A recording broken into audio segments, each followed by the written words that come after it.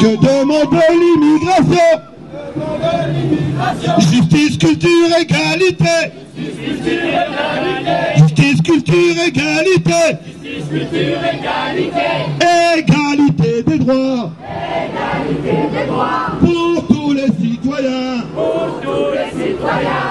Avec ou sans papier. Ils sont venus dans nos pays. Ils sont venus dans nos pays. On ruine nos économies.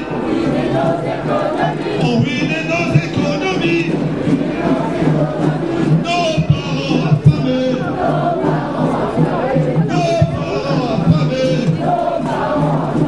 Sont devenus sans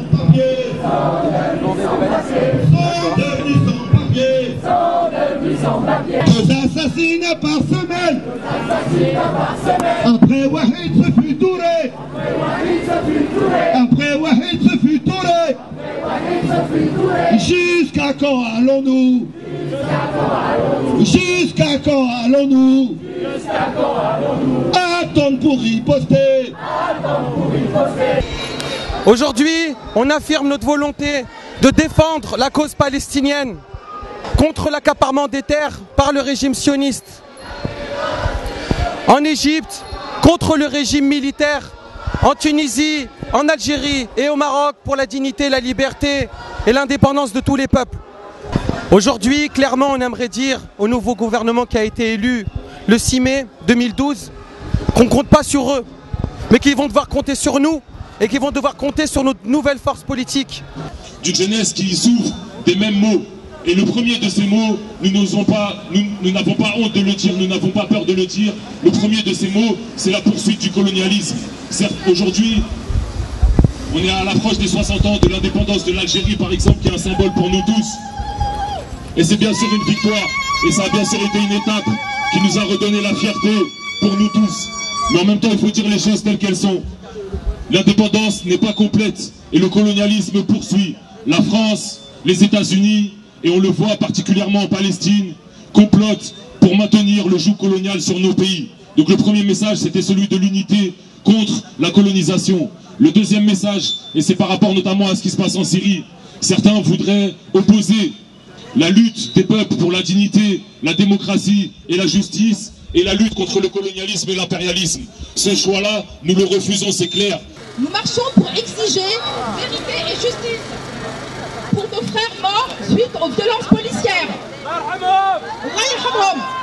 Les crimes racistes, crimes policiers, istirmar, walhugra, istirmar, colonialisme, l'impérialisme et le sionisme, istirmar.